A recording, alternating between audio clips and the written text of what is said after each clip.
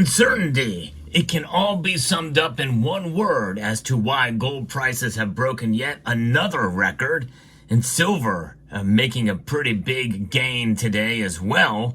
But uncertainty over what? I'll explain as we explore.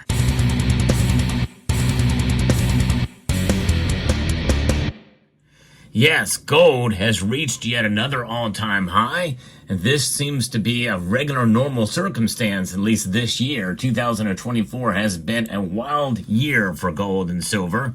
Silver outperforming gold, but still has a long way to go to get to its all-time high in nominal dollars. And times like these, you have to wonder, will we see any substantial pullback? In other words, to the point where there was previous support. I don't know, but I like to take advantage of the dips when I can, and I made a purchase earlier today. I'll show you that later in the video. It's not much, but in the meantime, you know, if you want to go and find the best prices online, well, maybe you should consider Summit Metals as part of your shopping experience for gold and silver.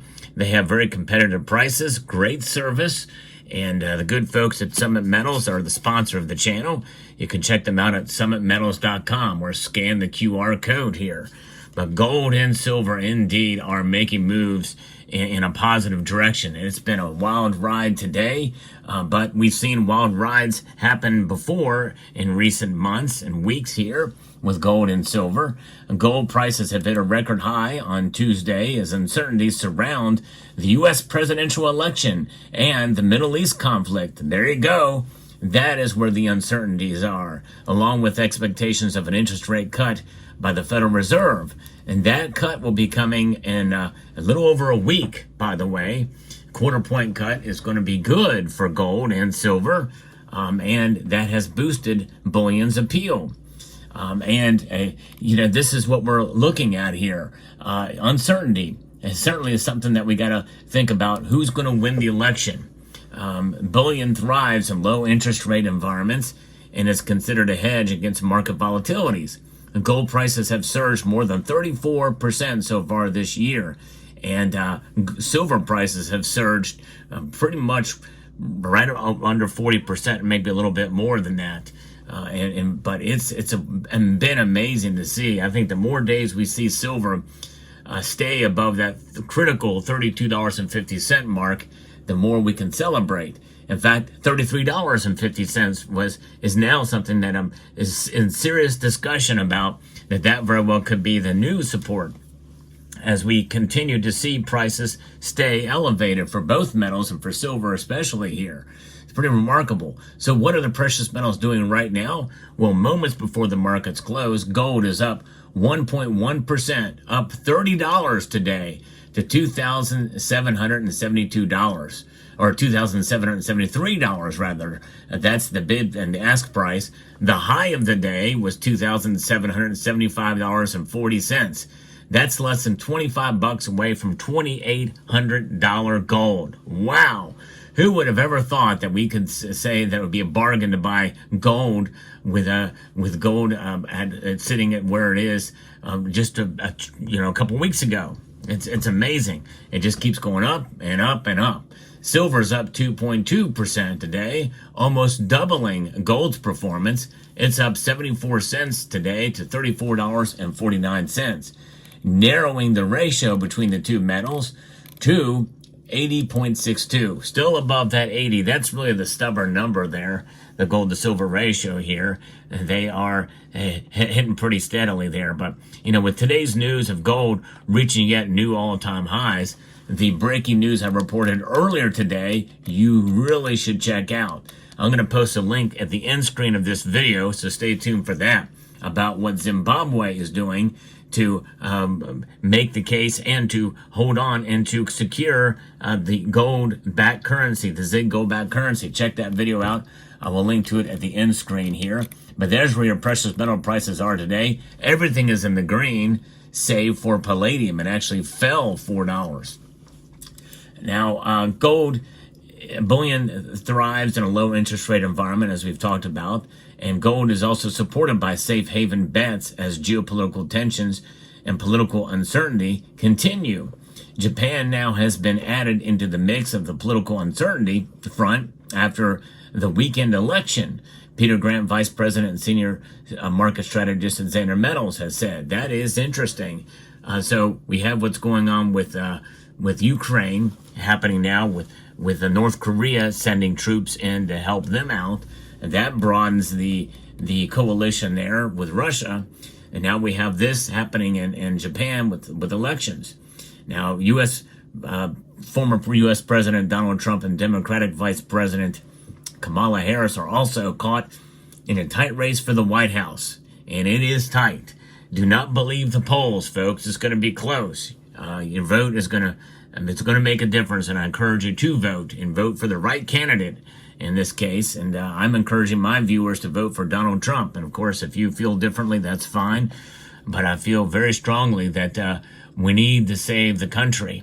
And but on the geopolitical front, at least 93 Palestinians were killed or missing in an Israeli strike in northern Gaza, according to the Gaza Health Ministry, which is really the Hamas Health Ministry. Investors await a series of economic data, including ADP employment, U.S. personal consumption expenditures, and payrolls report, and to further gauge the Fed's policy stance, with its next rate decision that will be coming 2 days after the election.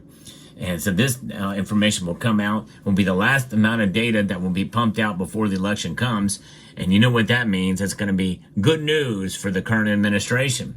Mark my words, it will be. Markets are currently pricing in a 98% chance for a 25 basis point rate cut by the Fed in November. That's really been kind of at the same level for the most part. It's up, and so we know a quarter point rate is coming. Gold should retain its upward bias and may even flirt with $2,800 in the days ahead. I agree with that. I think it's going to stay pretty high and maybe even build up and expand. In fact, I still think we very well could see $3,000 gold by next year.